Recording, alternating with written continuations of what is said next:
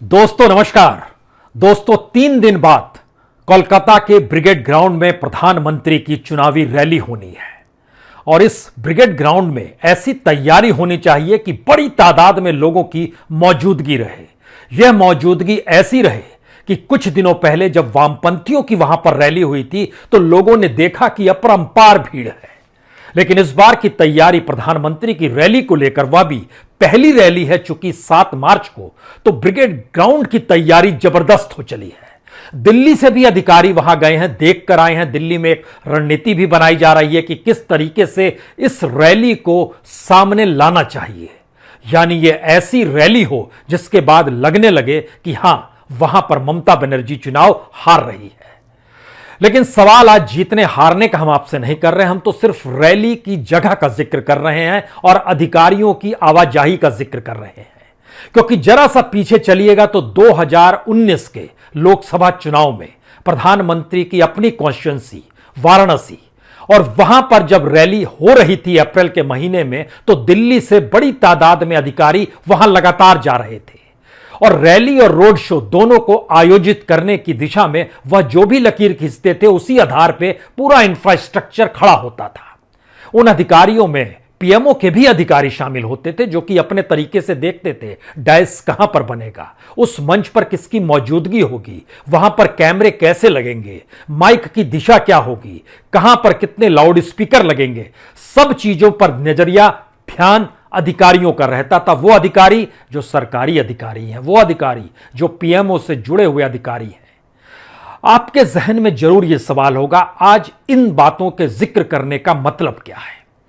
इन बातों के जिक्र का मतलब सिर्फ इतना है कि झटके में राहुल गांधी ने इमरजेंसी को लेकर माफी मांग ली, और इमरजेंसी शब्द आते ही इस देश के भीतर में तमाम लोग, हो सकता है संविधान के पन्ने खोलें या संसदीय लोकतंत्र को समझना चाहें कि दरअसल क्या वाकई इमरजेंसी के तब का वक्त और उस समय जो अदालत का आदेश और फैसला आया था और आज की तारीख में जो हो रहा है, उसमें अदालत का फैसला या निर्णय कुछ होता क्यों नहीं है।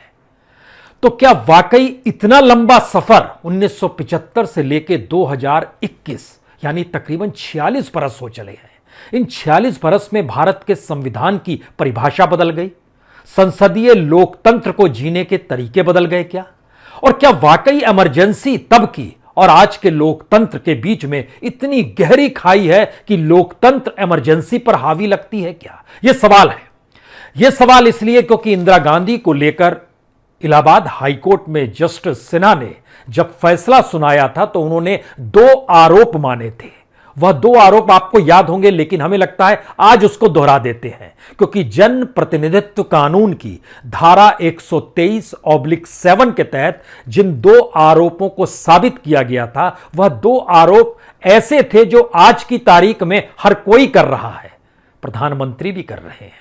क्योंकि उस वक्त जो आरोप लगे थे उसमें कहा गया था, रायबरेली में चुनावी सभाओं के लिए जो मंच बनाया गया, जो लाउड स्पीकर लगाया गया, उसके लिए जो बिजली ली गई, वह सरकारी अधिकारियों का उसमें सहयोग लिया गया। यह पहला आरोप था। दूसरा आरोप, उस समय पीएमओ में एक अधिकारी हुआ करते थे यशपाल कपूर, इंदिरा गांधी के करीबी थे, वह भी कहीं ना कहीं चुनाव प्रचार में मदद कर रहे थे। अब आप कल्पना कीजिए, कोलकाता के ब्रिगेड ग्राउंड में खोजिएगा कि दिल्ली के कौन कौन अधिकारी कहां कहां मौजूद हैं, और चूंकि बंगाल में तो 20 रैलियां होनी है, असम में भी 7 रैली होनी है, कहीं ना कहीं कोई ना कोई मिल ही जाएगा और पीएमओ से जुड़ा अधिकारी भी मिल जाएगा।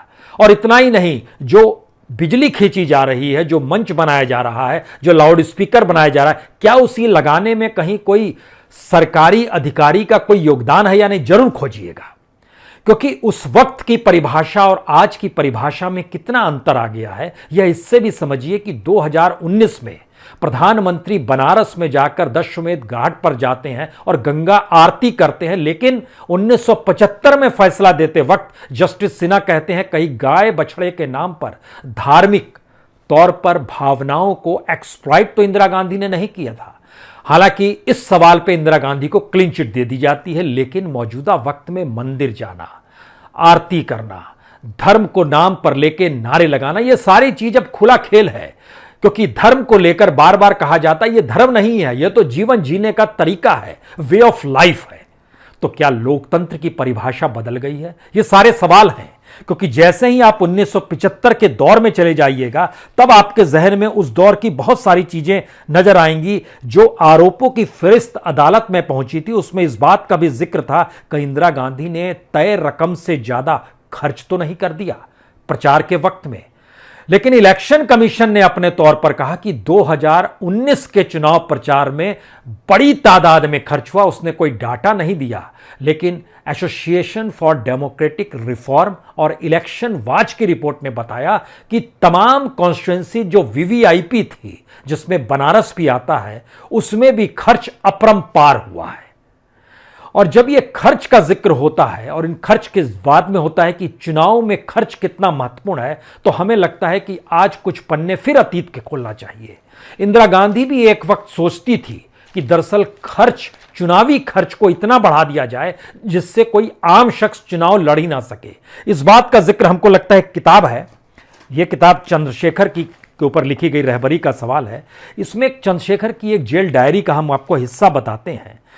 27 जून 1975 को चंद्रशेखर, देश के पूर्व प्रधानमंत्री, उनका लिखा हुआ है कि बीजू पटनायक कह रहे हैं उनसे कि बीजू पटनायक का कहना है कि 4-5 बरस पहले इंदिरा गांधी ने उनसे कहा था कि राजनीति में नैतिकता कुछ नहीं होती, सफलता ही सब कुछ है, उसे किसी भी प्रकार प्राप्त करना चाहिए। और चुनावों के बारे में उनकी राय थी कि उसे इतना महंगा बना देना होगा कि कोई भी विरोधी पार्टी उस दौर में कहीं भी पास पहुंच ना पाए। यह कह रहे हैं इस किताब में, जिस किताब का हम जिक्र कर रहे हैं चंद्रशेखर को लेकर, उसमें इस बात का जिक्र है। तब के हमने एनालिसिस करना शुरू किया कि चुनाव आयोग जो तय रकम तब देता था या इलेक्शन कमीशन जो खर्च करता था, और आज की स्थिति में अगर दोनों की करेंसी को तब और अब में औसत में ले आया जाए, यानी मिला दिया जाए, तो क्या स्थिति बनती है। आपको जानकर हैरत होगी कि उस वक्त जो इंदिरा गांधी चुनाव में खर्च कर रही थी, उससे सिर्फ 25 गुना ज्यादा मौजूदा वक्त के चुनाव में 2019 में खर्च हो गया। अगर उस समय के पैसे को अब के पैसे के हिसाब से कन्वर्ट भी कर दिया जाए तो भी। और इसमें 90% खर्चा बीजेपी का ही निकल कर आता है, जो एसोसिएशन फॉर डेमोक्रेटिक राइट की जो पूरी स्थिति है। और इसके पैरेलल में और पीछे चले जाइएगा तो जो कॉरपोरेट और इंडस्ट्रियलिस्टों से जो पॉलिटिकल फंडिंग होती थी तब के दौर में और अब के दौर में, उस समय उतनी लीगलाइज नहीं थी। माना जाता था कि सत्ता के करीबी हैं ये लोग। अब ये माना जाता है कि सत्ता ने ऐसी व्यवस्था कर दी है कि तमाम कॉरपोरेट्स अगर करीब नहीं रहेंगे, फंड नहीं करेंगे, तो उनके लिए मुश्किल वक्त शुरू हो जाएगा। स्थितियों में परिवर्तन आया है। लेकिन बहरहाल, चूंकि राहुल गांधी ने माफी मांगी उस वक्त की, और इस दौर में हमारा संसदीय परिस्थिति कैसे बदलती चली गई, तब चर्चा होती थी वोटरों को कहीं रिश्वत तो नहीं दी गई है, वायुसेना के जहाज हेलीकॉप्टर को चुनावी प्रचार में उपयोग तो नहीं लाया गया है। ये सारे सवाल मौजूदा वक्त में बदल जाएंगे। अब इमरजेंसी नहीं है, अब लोकतंत्र की परिभाषा नए रूप में गढ़ी जा रही है। संविधान को देखने का नजरिया आपके भीतर नए सिरे से आना होगा।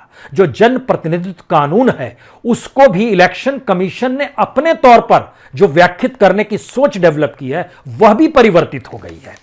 क्योंकि जब इन बातों का हम आपसे जिक्र करते हैं तो हमको एक बात और जहन में यहां पर आती है।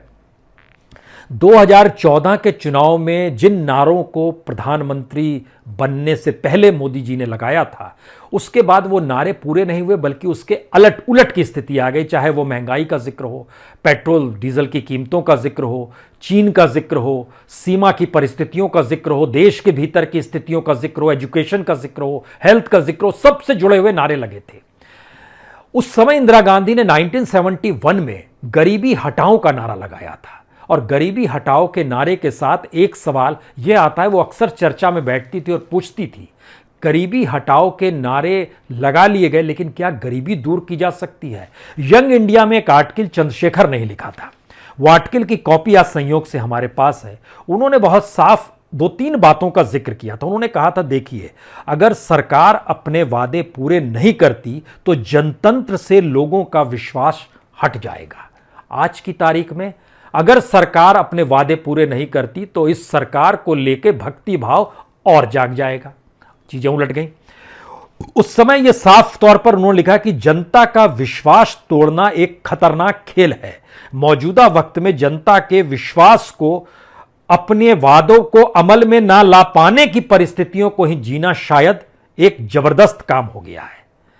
इसीलिए अगर आप ध्यान दीजिएगा तो दो तीन बातें और होती है कि संसद के समर्थन से तो गरीबी नहीं हट सकती है, और समाज के भीतर का जो अभिजात्य वर्ग है उसको लेकर उस वक्त सवाल उठते थे कि आपको उनसे टकराना होगा। लेकिन यह किसे पता था कि धीरे धीरे संसद ही अभिजात्य वर्ग यानी रईसी तबके में कन्वर्ट हो जाएगी। और गरीबी हटाने के लिए सवाल यह नहीं है कि आप गरीबी में जिए हैं या नहीं जिए, सवाल यह है कि आपको अपने ही वर्ग के लोगों को काउंटर करना होगा, टकराना होगा। तो क्या मौजूदा वक्त में जब गरीबों का जिक्र होता है, किसानों का जिक्र होता है, मजदूरों का जिक्र होता है, तो यह सवाल बार बार उठ रहा है कि अगर ये आपके वोटर हैं तो आप इनकी बात को मानते क्यों नहीं हो? मानने से आपको टकराना होगा अपने ही रईस सांसदों के सोच, उसके विचार, उनके समाज से। क्या यह संभव है? शायद इसीलिए अक्सर यह कहा जाता है कि अमीरी के दिखावे को तो 24 घंटे में बंद किया जा सकता है, लेकिन गरीबी इस देश से हट जाए इसके लिए आपको 24 बरस भी कम पड़ेंगे। लेकिन क्या दिखावा ही इस देश की राजनीति का महत्वपूर्ण हिस्सा हो जाएगा? क्योंकि जिस तरीके से खर्च इस दौर में बढ़ते चला गया है, हर उस संस्थान और इंस्टीट्यूशन का जो सरकार की जरूरत है, और सरकार ने अपने बजट को ही कम कर दिया एजुकेशन के फील्ड में, हेल्थ के फील्ड में, लेकिन पुलिसिया तरीके से जो चीजें हो सकती है, चाहे वो सीबी हो, चाहे वो ईडी हो, चाहे वो इलेक्शन कमीशन हो, चाहे सुप्रीम कोर्ट हो, चाहे इन सब के बीच अलग अलग ऐसे ऑर्गेनाइजेशन जिनके जरिए सरकार को लगता है कि उसके अनुकूल उनका बजट बढ़ता चला गया। लेकिन बात यह नहीं है, बात उसके आगे की है। बात यह है कि 1971 में इंदिरा गांधी को जब जीत मिली थी तो जीत बड़ी शानदार मिली थी, और कहते हैं कि उसी के बाद कांग्रेस का संगठन जो था वो पंगु हो गया। अगर उसके रिफ्लेक्शंस 2014 में आप आइएगा तो नरेंद्र मोदी की जीत, हम बीजेपी की जीत यहां नहीं कहेंगे, नरेंद्र मोदी की जीत ने बीजेपी के संगठन को पंगु बना दिया। यानी 1971 के बाद कांग्रेस कमजोर होती चली गई और Indira Gandhi larger than life हो रही थी, और दूसरी तरफ Narendra Modi larger than life होते चले गए। बीजेपी की परिस्थिति धीरे धीरे कमजोर, संगठन कमजोर होता चला गया, और आरएसएस जो बाहर से भी दबाव बनाता था उसके पास भी इसके अलावे कोई चारा नहीं था कि वह प्रधानमंत्री की तारीफ में कसीदे गढ़े, चाहे वो आरएसएस के हेडक्वार्टर के सामने दशहरा का दिन हो या फिर किसी भी बैठक के दौर की परिस्थिति हो। कोई सवाल ना हो, क्योंकि यही वो आरएसएस है जो अटल बिहारी वाजपेयी के दौर में सवाल उठाती थी स्वदेशी को लेकर, एफडीआई को लेकर, और उन तमाम नीतियों को लेकर जिन नीतियों को लेकर मौजूदा वक्त में दफन कर दिया गया है। उस समय बहस भी हो जाती थी। चीजें बदली नहीं है, ये 21वीं सदी का ही जिक्र है, सारी चीजें उसी वे में चल रही है। लेकिन एक बात यहां पर और समझनी चाहिए, भारत में सिर्फ 4 शासक ऐसे रहे हैं जिन पर सही मायने में जो कह सकते हैं हम कि संसदीय जनतंत्र की कोई सीमा लागू नहीं होती। नेहरू प्रधानमंत्री बने, उस समय उनके पास खुली छूट थी, वो जैसे मन चाहे इस देश को ले जा पाए, वो ले भी गए। उन्होंने मिक्स्ड इकोनॉमी जिस रूप में अपनाई, बड़ी इंडस्ट्री लगाई, बड़े बांध बनाई, ये उनकी सोच थी, वो किस रूप में ले जा रहे। और समाजवादी का नारा उन्होंने दिया, समाजवाद का नारा उन्होंने अपने तौर पर दिया। नेहरू की वो सोच थी, उसको उन समय कोई सवाल नहीं कर सकता था। उसके बाद इंदिरा गांधी 1971 में जिस तरह से बांग्लादेश को बनाकर आई, उसके बाद वह लार्जर देन लाइफ हो चली थी। और इंदिरा गांधी ने उस दौर में या उससे पहले की परिस्थिति में देखे तो किया भी, सिंडिकेट खत्म किया, बैंकों का राष्ट्रीयकरण किया, माइंस का राष्ट्रीयकरण किया। उस दौर में, उस दौर के पॉलिटिशियन से पूछिएगा तो कहेंगे हाँ, जनता में उत्साह था, युवाओं में उत्साह था कि अब राष्ट्रीयकरण चीजों का हो रहा है। तीसरी परिस्थिति मोरारजी देसाई के साथ आई। जिस इमरजेंसी के बाद मोरारजी देसाई चुनाव जिस तरीके से जीत कर आए थे, वनकर पर भी किसी भी तरीके से संसदीय जनतंत्र की कोई सीमा नहीं थी। लेकिन जनता पार्टी अपने ही कंधों तले दबती चली गई, और जो हुआ वो आज बताने की जरूरत नहीं, वो नहीं कर पाए। चौथी स्थिति मौजूदा वक्त में नरेंद्र मोदी के साथ आई है। उन पर भी कोई जनतंत्र, संसदीय जनतंत्र की कोई सीमा नहीं है। उनको भी भारत को नए सिरे से गढ़ना है। लेकिन एक सवाल बार बार उठता है, भारत को अगर आपको गढ़ना है तो भारत को समझना होगा, भारत के भीतर घुसना होगा, उसे जानना होगा। वहां की गरीबी, वहां की भूखमरी, वहां का युवा, वहां की एजुकेशन, इन परिस्थितियों को देखना होगा। इस देश के बेसिक इंफ्रास्ट्रक्चर को देखना होगा। जब हम आपसे ये सवाल कर रहे हैं तो हमें लगता है कि अब सबसे बड़ा सवाल है, क्या मौजूदा वक्त के लोकतंत्र के दायरे में गवर्नेंस हमारी ऐसे चल रही है जिसमें बेसिक चीजों को उसने नकारना शुरू कर दिया है? इस बात का जिक्र इसलिए है क्योंकि हम एक बजट आपको बतलाते हैं, बजट की एक परिस्थिति बतलाते हैं, उसके कुछ डॉक्यूमेंट हमारे पास हैं। इन डॉक्यूमेंट्स को देखने के बाद लगता है एजुकेशन एक महत्वपूर्ण चीज होनी चाहिए। जो जीडीपी का हिस्सा है 2014 में वह खर्च होता था 0.53% जीडीपी का हिस्सा एजुकेशन बजट पे खर्च होता था।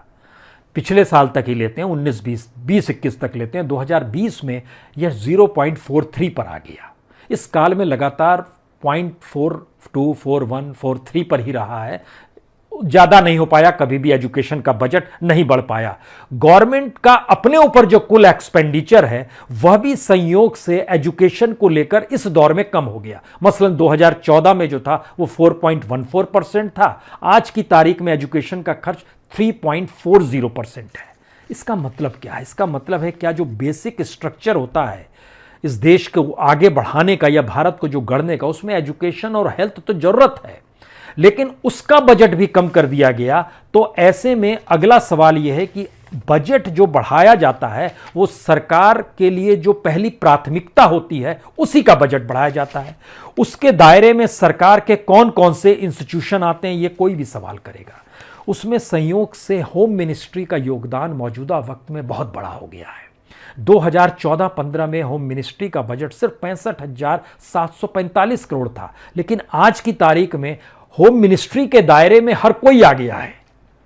होम मिनिस्टर अमित शाह हैं, लेकिन होम मिनिस्ट्री का दायरा देखिए, सरकार की पहली जरूरत हो गई तो वो 65,000 से बढ़कर 1,66,000 करोड़ पर पहुंच चुका है। यानी इतनी बढ़ोतरी हो सकती है। दूसरी जरूरत होती है इलेक्शन कमीशन। इलेक्शन कमीशन का बजट 69 करोड़ था 2014-15 में, आज की तारीख में वो 269 करोड़ हो गया है। कितना बढ़ गया है बजट? एजुकेशन का नहीं बढ़ा, हेल्थ का नहीं बढ़ा। इसी तरीके से आपके जहन में जो भी प्राथमिकता आती है, जो लगता है कि लोगों से जुड़ा हुआ है ये, उसका जब बजट देखिएगा तो नहीं बढ़ा है, क्योंकि जिन बातों का हम आपसे जिक्र कर रहे हैं उसमें आपके जहन में तुरंत आएगा कि तोते का जिक्र कर दीजिए, सीबीआई का जिक्र कर दीजिए। सीबीआई का बजट डबल हो गया इन 4 साल में, 443 करोड़ से 835 करोड़ तक पहुंच गया। हर उस चीज का बजट बढ़ता चला गया। सवाल यह है कि इसी दौर में हमको लगता है कि कुछ सवाल इस देश के भीतर में जब जब इलेक्शन का जिक्र होगा, इमरजेंसी का जिक्र होगा, और इमरजेंसी नहीं है डेमोक्रेसी का जिक्र होगा, तो सुप्रीम कोर्ट का जिक्र होगा, क्योंकि सुप्रीम कोर्ट को ही संविधान की व्याख्या करनी है। उस संविधान की व्याख्या करते हुए सुप्रीम कोर्ट ने इस दौर में कौन कौन से फैसले दिए, वो फैसले कोई छुपाने की चीज नहीं है, सारी चीजें आंखों के सामने हैं। और एक्स चीफ जस्टिस कैसे पार्लियामेंट में पहुंच गए, उनको कैसे चंद महीनों के भीतर ही नॉमिनेट राज्यसभा के लिए कर लिया गया, और नॉमिनेशन के बाद उन्होंने किस तरीके से एक चैनल के साथ बातचीत करते हुए क्या बातें कही कि कैसे जो सुप्रीम कोर्ट की भूमिका है वो क्या होनी चाहिए। ये सारी चीज आप खोजिएगा तो आपको गूगल में मिल जाएगा। लेकिन हम जो आपको बताना चाहते हैं, जैसे सुप्रीम कोर्ट का बजट बढ़ गया तो आपके जहन में सवाल होगा ये बजट बढ़ता कहां है। हम आपको बताते हैं, 2015 में जो सैलरी मिलती थी सुप्रीम कोर्ट के चीफ जस्टिस और तमाम अधिकारियों को, वह तकरीबन 137 करोड़ थी। आज की तारीख में वो बढ़कर 229 करोड़ हो गई है। इजाफा जबरदस्त है। नई नियुक्तियां हुई होंगी, या जो उनको पैसा पहले मिल रहा था अब ज़्यादा पैसा मिल रहा है। इतना ही नहीं, जो कि एक लिहाज से समझिए कि सुविधाओं की अपरंपार जो बात को जिक्र हम आपसे कर रहे हैं, डोमेस्टिक ट्रैवल जो होता था उस पर खर्च आता था 2015 में लगभग 53 लाख एक साल में। आज की तारीख में वह 1,21,000 डोमेस्टिक पे है। इंटरनेशनली जो खर्च होता था 2015 में वह होता था 1,44,000 रुपए फॉरेन ट्रिप पे खर्च होता था। डोमेस्टिक ट्रिप पे भी बढ़ गया, 53 लाख से बढ़कर 1,21,00,000 हो गया, और फॉरेन ट्रिप बढ़कर हो गया 1,44,00,000 से बढ़कर हो गया 2,55,00,000। यह भी फॉरेन ट्रिप्स का बढ़ गया। ऑफिशियल एक्सपेंसेस यह भी बढ़े हैं, और यह तकरीबन बढ़े हैं 22 करोड़ से बढ़कर 36 करोड़ हो गए हैं। अलग अलग तरीके से हर फील्ड में बढ़ते चले गए हैं। ऑफिशियल एक्सपेंसेस हुए या इवन मेडिकल ट्रीटमेंट तक की स्थिति में, उसमें भी बड़ा इजाफा हो गया है। उसमें तकरीबन 5 करोड़ 74 लाख रुपए खर्च होते थे 2015 में। आज लगभग 8 करोड़ 88 लाख रुपए खर्च होते हैं आज की स्थिति में। हम इस बात का इसलिए जिक्र कर रहे हैं कि सुविधाएं सबको मिलनी चाहिए। इस देश में नागरिकों की हैसियत संविधान के मातहत एक बराबर है, अधिकारियों की स्थिति एक बराबर है। सवाल यह है कि एचआरडी मिनिस्ट्री में काम करने वाला शख्स सीबीआई में काम करने वाले शख्स से बहुत कमजोर है। सवाल है ईडी में काम करने वाला शख्स इस देश के मेडिकल फील्ड में काम करने वाले शख्स की तुलना में बहुत आगे है। अगर दोनों आईएएस को भी ले लीजिएगा या आईपीएस की रैंकिंग में भी ले आइएगा तो भी समझने की कोशिश कीजिए कि यह डिफरेंस क्यों आया है। हमको यहां पर लगता है कि कुछ बातों को और समझने की जरूरत है। ध्यान दीजिए तो तरीके जो थे, इंदिरा गांधी के दौर में किचन कैबिनेट काम करती थी, मौजूदा वक्त में ज्वाइंट सेक्रेटरी बड़ा पावरफुल हो गया। और यह एक लिहाज से इस रूप में ज्वाइंट सेक्रेटरी पावरफुल है कि सेक्रेटरी जो होता है उनकी लॉबी बीच में ना आए तो ज्वाइंट सेक्रेटरी के साइन से ही सारे काम होते हैं। इस गवर्नेंस में जिस डेमोक्रेसी को हम लोग मौजूदा वक्त में देख रहे हैं उसमें ज्वाइंट सेक्रेटरी की भूमिका सबसे बड़ी हो जाती है। और इसी दौर में सबसे ज्यादा नियुक्तियां प्रोफेशनल्स की इस रैंकिंग में सबसे ज्यादा हुई है। इसका मतलब है कि जो आईएएस भी करते हैं और अलाइड सर्विस में आते हैं और उनकी जो फर्स्ट भूमिका जो होती है उस भूमिका को भी जीने के लिए सरकार ने ऐसी व्यवस्था की कि प्रोफेशनल्स उसमें आना शुरू कर दें। यानी चीजें कैसे धीरे धीरे बदलती चली जा रही है, यह भी बहुत बड़ा महत्वपूर्ण इसलिए हो चला है क्योंकि दोबारा लौट चलिए इस, जब हम जुडिशरी का आपसे जिक्र कर रहे हैं तो दोबारा एक परिस्थिति आपको बताते हैं। मौजूदा वक्त में अक्सर यह कहा जाता है कि सरकार के फैसले के खिलाफ जुडिशरी कैसे जा सकती है। जो सरकार ने सोच लिया तो कोई फैसला भी ऐसा आता नहीं है जिसमें लगे कि सरकार को झटका लग गया हो, नहीं लगता है। हमको लगता है आज की स्थिति का एक आकलन इंदिरा गांधी से आपको करके बतलाते हैं। इसका जिक्र भी उस दौर को लेकर और उस दौर में जेल डायरी को लेकर जो चंद्रशेखर ने जिक्र किया था, बड़ा शानदार जिक्र किया था। जब इलाहाबाद हाई कोर्ट से हार गई इंदिरा गांधी तो उन्होंने कहा सुप्रीम कोर्ट में हम दाखिल करेंगे उसके खिलाफ। सुप्रीम कोर्ट का जब सुनवाई पूरी हो गई और फैसला आने वाला था, ये 9 अक्टूबर का जिक्र हम आपसे करें, 9 अक्टूबर 1975, तो चंद्रशेखर अपनी जेल डायरी में जिक्र करते हैं कि दरअसल जितने भी कैदी और कर्मचारी थे जेल के भीतर में, सब कोई बहुत साफ तौर पर कह रहे थे कि फैसला तो इंदिरा गांधी के हक में ही होगा। इंदिरा के खिलाफ निर्णय देने का न्यायाधीशों में हिम्मत ही नहीं है, इन शब्दों का इस्तेमाल किया जा रहा था। और कोई निष्पक्ष होकर कैसे काम कर सकता है, और इलाहाबाद में ही जस्टिस सिन्हा की यह स्थिति आपने नहीं देख ली, तो क्या तब की स्थिति और अब की स्थिति में क्या अंतर है, ये आप सोचिए। तब इमरजेंसी थी, आज इमरजेंसी नहीं है। यह स्थिति एक एनालिटिकल चीजों को समझने की कोशिश कीजिए जो इंस्टीट्यूशन के लिहाज से आप समझ सकते हैं। दूसरी स्थिति, जब फैसला आया, जब इलाहाबाद हाईकोर्ट का फैसला आया तो उस समय इंफॉर्मेशन ब्रॉडकास्टिंग मिनिस्टर, सूचना प्रसारण मंत्री इंद्र कुमार गुजराल हुआ करते थे। संजय गांधी ने उन्हें बुलवाया और उनसे कहा जिस तरीके से फैसला आया उसको बताने के जो तरीके हैं वह भी तो बदले जा सकते थे। आप यह भी काम नहीं कर पाए क्योंकि पीटीआई और यूएनआई 2 एजेंसी थी जिसके जरिए पहली खबर आई थी। वो खबर लाने में आपको क्या दिक्कत थी? उस खबर को बताने के तरीके भी तो अलग होने चाहिए। सीधे उन्होंने फाइल किया और लिया, ये आप ट्रेनिंग भी नहीं दे पाए और बहुत डपटा गया। उसके बाद सवाल यह है कि उस समय जब इंद्र कुमार गुजराल को ये डपटा जा रहा था और बताया जा रहा था कि जो पीटीआई यूएनआई है उसका 80% पैसा सरकार देती है और आप सत्ता और सरकार से जुड़ी खबर जो इनके खिलाफ हो उसको अगर बदल भी नहीं सकते हैं तो फिर इसके क्या मतलब होंगे। क्योंकि याद कीजिए उसके तुरंत बाद इनको समझ में आया, देश के सूचना प्रसारण मंत्री बदले, उस समय विद्याचरण शुक्ल आ गए। उन्होंने अपने तौर पर फिर जिस रूप में शुक्ल जी ने जिस रूप में चीज़ों को संभाला और किया, उस समय जयप्रकाश नारायण को गिरफ्तारी हुई थी दिल्ली के गांधी पीस फाउंडेशन से, जीपीसी से, जो आईटीओ के पास है। और वहाँ पर पत्रकार रात में पहुँच गए तो उसमें भी पीटीआई यूएनआई के लोग थे।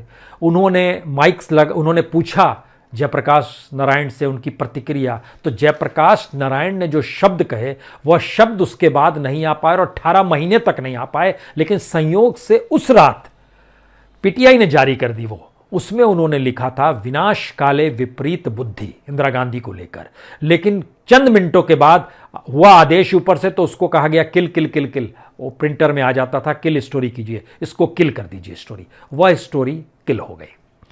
मौजूदा वक्त में पीटीआई, यूएनआई, आईएएनएस, दूरदर्शन, अब तो संसद न्यूज चैनल, लोकसभा और राज्यसभा को मर्ज कर दिया गया, इन बातों का जिक्र करने की जरूरत नहीं है। क्या कोई रिपोर्ट फाइल कोई भी प्राइवेट न्यूज चैनल कर सकता है?